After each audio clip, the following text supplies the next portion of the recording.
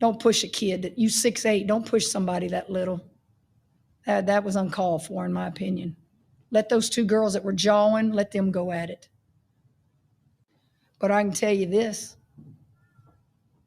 I wish she would have pushed Angel Reese.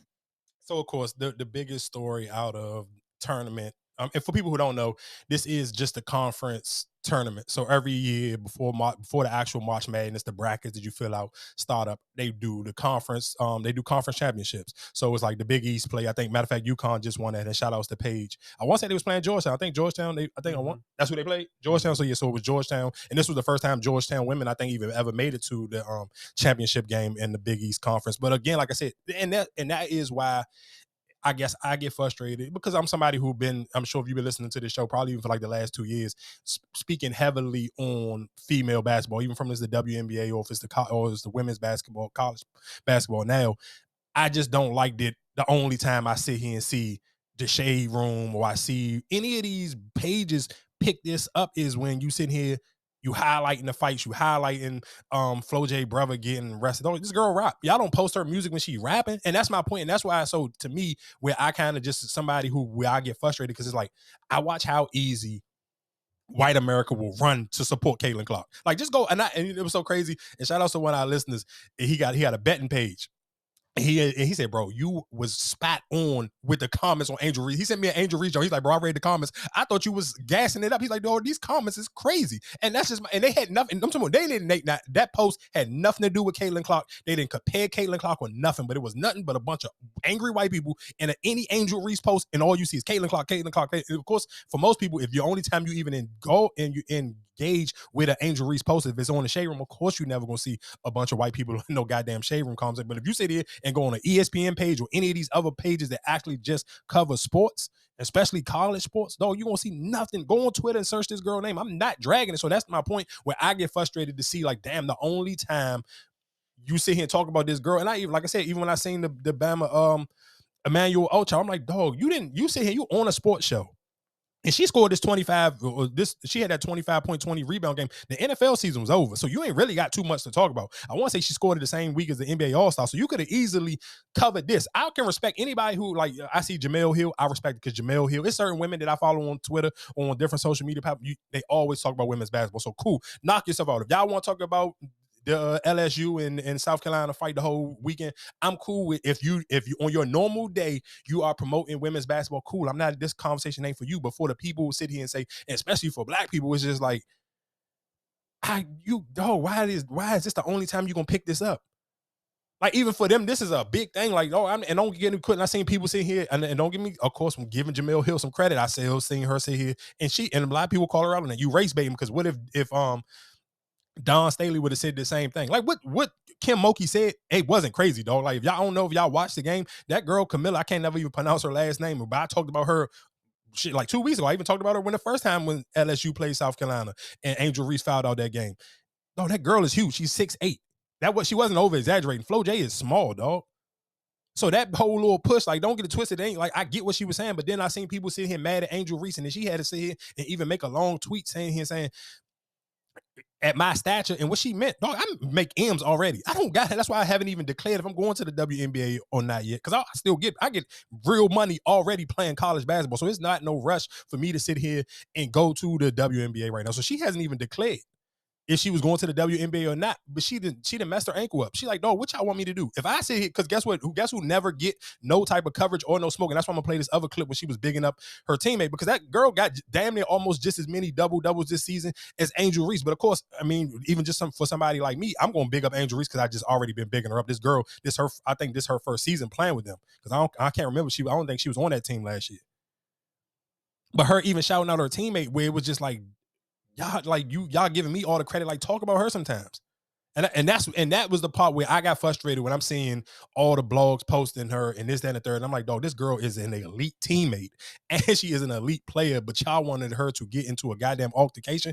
And the crazy thing, my younger brother, he was like, damn, LSU may get put out the first round of the tournament because all of their whole bench may get suspended for the first game, because everybody who got involved in that fight is supposed to be suspended for the first game. For South Carolina, it's cool. They can lose. They can, if they ain't, realistically, let's be honest, the Camilla girl, they only need her when they play LSU. The only time they really need her is to deal with Angel Reese and give Angel Reese a hard time. They don't need her. They don't need her to beat no other team. They can beat anybody else in the whole. They can beat whoever else without Angel Reese. Probably outside of Utah, because Utah got that Hawaiian girl that I was talking about last week. Outside of that, they don't nobody else that they really don't need it to beat anybody else. But that's again was my. Did you hear somebody say something about suspension? Hell I don't think for real. They haven't came down with an official ruling, but that was a part of the conversation. But how can you suspend them if that's a tournament? That's not regular season. Yeah, that's why it hasn't been final. That was just a part of that's. But you seen people that was a conversation yesterday. I don't necessarily know if it was with the sound on or whatever. Because after the fight, I ain't even watched the rest of the game. Yeah, because that's whatchamacallit, like the NBA. You can't your suspension can't carry into the playoffs. That's like a whole new slate, right? It depends because let's say for somebody like in the NBA, if you get when they do the fouls, the technical fouls, and if you get your last technical in the last game of the season, it will carry over to the first game of the playoffs. Because that's how some of Draymond stuff be carrying on. Because they was thing. Oh yeah, I forgot about yeah. So it just depends. It probably depends on the player. And like I said, but for LSU, even just the crazy thing is the little Asian girl, she got damn near almost looked like she almost got paralyzed at the game the night before. And that's the only thing that was kind of blowing me about the SEC. I'm like, dog, for y'all to be the bigger conference and the most popular conference right now, why the hell are all y'all games so back to back? Like they literally both played on Saturday and Sunday. I'm like, they ain't give them like no tournament. But USC got a day break. They played on Saturday and then they played again. Yeah, but depending on where I think USC played Friday and then they played again on Sunday. Yeah, depending on the location though, where they playing at. They could be playing at different gyms. Now, if they all playing at the same gym, then yeah. But this is like I said, it's a tournament. You ain't gonna keep dragging it on. I mean, I guess because you got to hurry up and get to the real tournament anyway. But yeah, it just blew me because it was just like, dog, like this is the only time y'all picking it up, and then there's just so many. And then I'm like. The crazy thing is how many women I seen had an opinion on that. I'm like, dog, on the Shade Room or the neighborhood, because every page picked it up. Neighborhood Talk, all of them, Ball Alert, everybody picked it up. I'm like, dog, if all of these black women had the same opinion about these girls and y'all was defending this girl on the sports pages, guess what? Caitlin Clark wouldn't even be as big as she is. Like, y'all showed up by the thousands. Just go look up any of them pages and go look how many comments. It's thousands, especially on the Shade Room, because that's, of course, the bigger page out of all of them. But you're talking about thousands of people. Tens of thousands of people, y'all can sit here and go and intrigue and engage in something negative. But if y'all would support all of these teams and all these black teams, because again, like I said, USC and Notre Dame, both freshmen led by two young black freshman point guards, leading their teams and winning their jumps. Y'all don't even talk about that.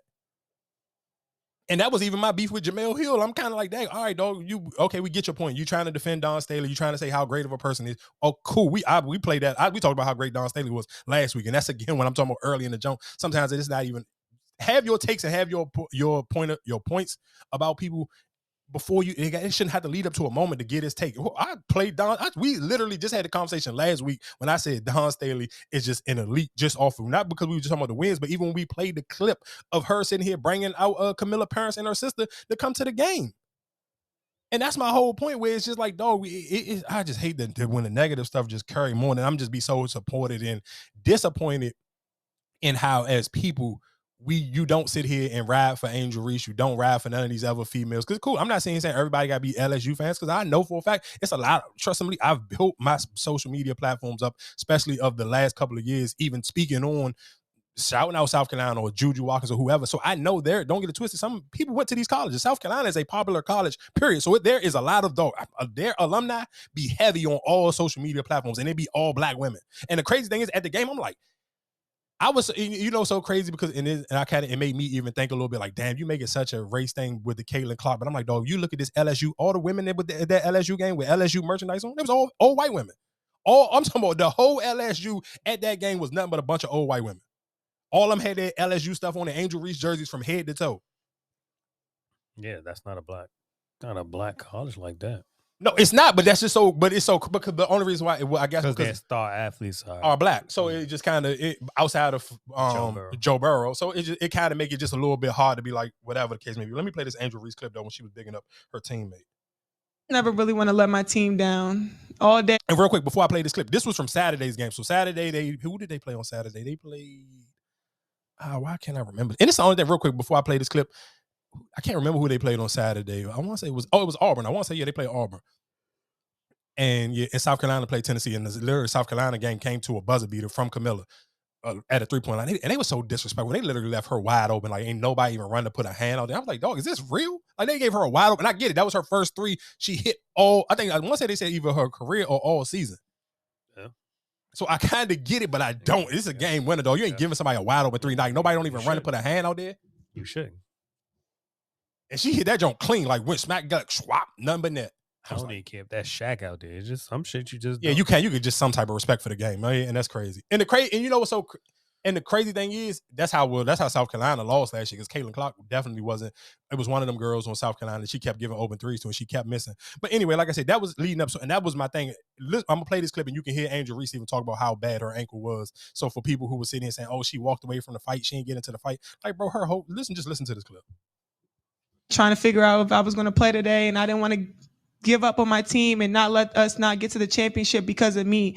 My ankle is big as a tennis ball right now, but I'm going to do whatever it takes and go out there and fight and fight and fight. And tonight, I'm going to rest up, and I'm going to do it again tomorrow. And then we'll have a couple of days off to get back to the tournament and get ready, because we're going to be a top seed. And understanding what it takes to win. Me and Nice work hard every single day. I can't do my job without Anissa. So understanding, like, everybody always gives me the praise, but you got to give Anissa the praise at the things that she does too. She does a lot of great things that I don't do.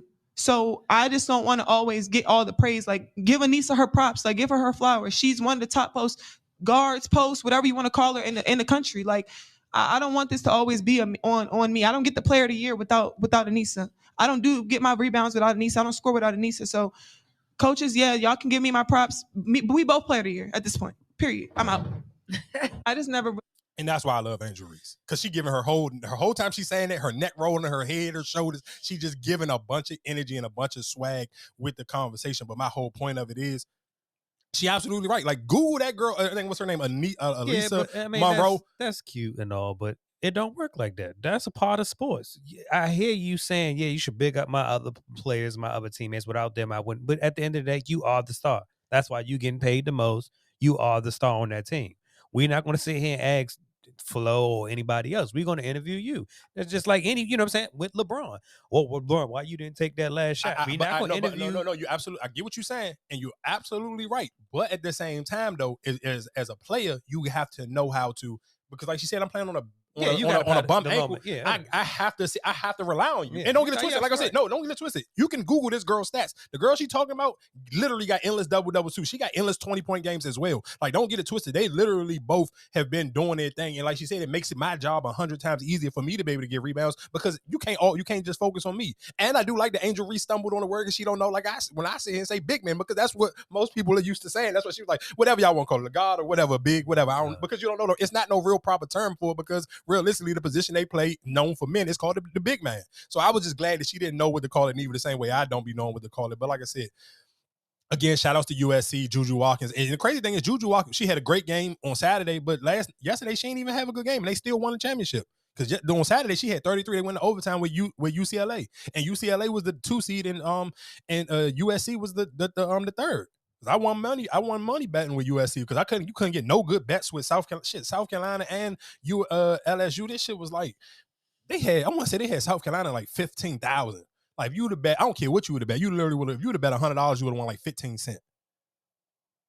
That's how crazy they had it was for, because they guys undefeated. So, but like I said, and then shout outs to Notre Dame. I'm gonna keep saying shout outs to Notre Dame, because of course their coach, she thick. Y'all better go do your homework. She ain't no slouch. They got one of them coaches on their hand. But that's what I'm saying. One of those and don't get it twisted. Notre Dame is literally is this black coach, it's this black star point guard, and the rest of the team is white as hell. So, but it's Notre Dame. That's what you kind of not supposed to. One, you're not. Notre Dame is not known for their basketball. It's kind of like a football school, realistically. But still, you're not even. I didn't even. Sometimes. I mean, the men's. Sometimes, but still, even just for them to even have a black female head coach, like, that shit is tight to me. But that's my point of where I'm saying is, when I guess when you get frustrated, where it's like, damn, like, you don't get no help supporting these women, because it's just like, black people only here for the mess. You're not even really here to kind of like rock for your own people. And then if you see how other people speak on us, it's like, damn. So that's for me where I guess, again, like I said, where I get frustrated, because I'm looking at it like I'm on all these sports pages. I'm not just paying attention to, like, I'm not even, I wish the Shade Room wouldn't post it at all, to keep it a buck. Don't post them at all. Like I said, if you're not going to post the good, don't post the bad. That's my only thing with anybody. Like, I'm not a fan of just like, hey, let's post the negative stuff. Like, I couldn't even and I post all the positive stuff about all of them, but I couldn't make myself to sit here and say, let me go make a video about this. No, because that was corny to me. Like, that's just like, you literally just post that. When I seen people post or even talk about that, you just literally showed me I can't even value your opinion on nothing for real, because you just showed me it's just about clicks and views for you. That's all it is about. It's literally about clicks and views. I seen the dude, he got in my comments when I talked about when D'Lo had the 44-point game against the Bucks. And I sit here and said, the crazy thing is, D'Lo cannot play the same when LeBron is on it. Somebody like, oh, you sit here just trying to use LeBron name for clicks. I said, my brothers, one, slow down. You can go on my page. My sports stuff is going to do numbers regardless. I don't got to talk about LeBron, but these not the videos that's even going to do the most numbers, because the majority of my followers is still women on all platforms. So guess what? I'm going to get more traction if I talk about something that women care about than talking about LeBron James. So let's slow down. If I really wanted to be clickbaity, nigga, I would have talked about what everybody, and again, when we talk about clickbait stuff, everybody posting the LeBron and Jeannie bust stuff. Y'all are corny, dog. This man has a wife he got to go home to. And I'm sure his wife is secure enough that she is not going to care about Jeannie, 60-year-old bust, leaning her head on LeBron James. Like, let's be clear. This is an old white woman. Like, dog, I don't think LeBron getting horny for this 60-year-old white woman. But again, social media, y'all are corny. You're doing it for clicks and views. You sit here trying to clickbait. I'm going to post it. I'm going to make it. That shit wasn't funny, dog. Nothing was key about I thought they was just saying that they trying to get him to stay. I didn't know they bought Savannah into it. No, they was trying to make it like it was a post that was going around the day. I mean, yesterday when they was at the game, they was at USC men's game, and the Savannah face, I guess the face she was making, she looked like she was mad, and and they turned it into a meme, like, oh, LeBron in the doghouse, and like she ain't trying to hear none of them jokes he was making for Jeannie busting them. But that's my point of what I'm saying here, saying, again, for black people, we be so geek for the negative stuff. Let's turn anything into clicks and views. But that was my whole point. This happened the game when D'Lo had 44, but my whole point of just even tying that into the whole situation was, it's just like, and I wanted to, I could have made a post again when the Lakers beat the Timberwolves last night, but I just didn't. I just wasn't in the mood. LeBron wasn't even passing D'Lo the ball. You cannot sit here and have a player go for 44 one night, then the next game is 19. It wasn't because D'Lo was scared to take the shot, because he was still making the threes when they got past the ball, but it was so many times that LeBron just wasn't passing it to him. So it was just like, you can see the difference. Like, the only way D'Lo gonna make a play this way consistently is if LeBron is okay taking the third space. If LeBron ain't willing to sit here and be the third man, then you never gonna see that same consistent player every night. And Darvin Ham is dog shit as a coach. No, Rui had, like, we was watching it. No, Rui sitting here had 15 points in like the first quarter, and he didn't even play the whole second half. Like, how somebody come shooting lights out? And I was telling you, I'm like, dog, oh my God, I can't bad. I was mad I ain't had Rui in my goddamn parlay last night. He literally had like 15 in literally I want to say the first quarter, or it was like at least the first quarter and just a little bit of the second. But he literally didn't play the whole second half. But that's because Darvin Ham is a horrible coach. But again, like I said, to see that same form of D'Angelo Russell really be able to give it, and I'm not gonna lie to you, that 44-point game from D'Lo, he made me felt like a proud father, because everybody in their mother was, trade him, get the DeJounte Murray and this and the third. Though he outplayed Dame Leonard. He cooked Dame, and he was talking so crazy to Patrick Beverly the whole entire. I was like, dog, D'Lo made me such a proud dad, because that nigga was balling against the Bucks. He was cooking niggas. He was talking trash. I'm talking about belt that ass. That's Pat Bad favorite little thing. Oh, me and Dame running around putting belt that ass. Man, I swear to God, I was trolling Patrick Beverly on Twitter all night on fucking Friday after. Oh my God, Dame went so crazy on them niggas. He cooked, and Giannis played in everything. And shout outs to AD, because whatever y'all want to say about AD, and we can move back on to some regular topics right here. I just had to get my little sports rant out. You can say whatever you want about AD, but you can't call him soft, and you can't say that he don't play through injury. This on Friday night, dog, when they was playing the Bucks, his shoulder looked like it was hanging out the socket, and he just stood running around the court with his left shoulder just hanging. And he still played. And that's in the crate. And when I sit here and say the players are so used to passing LeBron and AD the ball, everybody else outside of D'Lo kept trying to pass AD the ball, and he just getting frustrated. Like, why y'all keep passing me the ball? I'm just out here to be a distraction. I can't even catch the ball. I only got one arm. But you see, like Austin Reeves and all of them, because you could tell they just so used to run the offense through AD. But D'Lo was like, man, give me this. I'm going to take this game over. And shout outs to D'Lo. He had like 19 points in the fourth quarter. Shout outs to D'Lo. That Bucks game, dog, oh my, he made me so proud. Of every video I made previous for D'Angelo Russell, he made me proud when he had that. Cool. I don't care if one person only see this video. I'm happy that I can stand on what I said about trading him.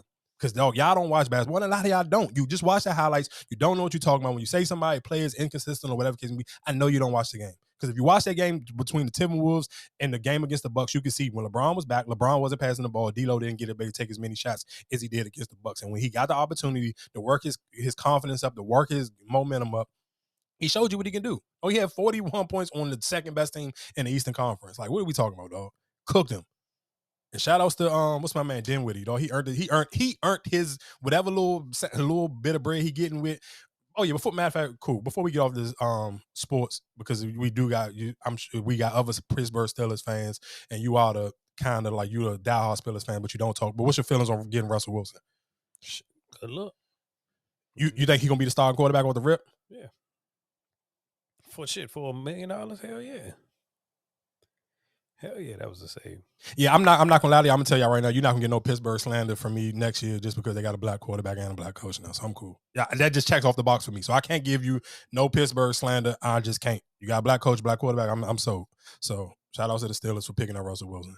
And that was quick. Like they ain't even let that rock. And I do kind of want to see what Atlanta gonna do now because I mean not Atlanta, but the Bears, because they picked up Atlanta picked up Kirk Cousins. So one of the places that everybody kept saying that Chicago was gonna do. And this may be crazy because Chicago may not be going Caleb Williams because they just picked up Swift. And when I first and that's the crazy thing about how fast them free agent things hit, because when I first seen the Eagles lose Swift, I was like, damn. Eagles gonna be some trash. What's the name retired? Jason Kelsey retired, and then one of their defensive players retired. Yeah, he retired. And then I was like, damn, they lost Swift. I said, oh, yeah, the Eagles about to be dog doo-doo the next year. Then they get Saquon Barkley from the Giants. I said, oh, hold up. Wait a minute. They still, that's going to help a lot. That's going to help a lot. You ain't got no center. I mean, let's be clear. That's still going to be it. You still going to have to figure that out. That's the biggest problem. Yeah, no, you definitely still going to have to figure it out because that's literally the most important person on your offensive line. That and probably like the left tackle. So, I mean, yeah, I get it, but that's still a good, like you in a decent move right now, picking up Saquon. I'm happy that he got with the Giants because they did him dirty anyway, giving Mac Jones all that money. And so, yeah, now they're going to have to deal with it. So, like I said, I mean, that's it. That was the big pickups for football right now. The Eagles picking up Saquon Barkley and the Steelers picking up Russell Wilson and then Atlanta picking up Kirk Cousins. Shout out to Kirk Cousins because he get that bag, boy. One thing about Kirk Cousins, he gonna get that goddamn bag. What's his John real quick? Let me read that off before. What's his payouts for the last $100 million? 2012 rookie year, he made $4 million. 2016 full guaranteed $20 million.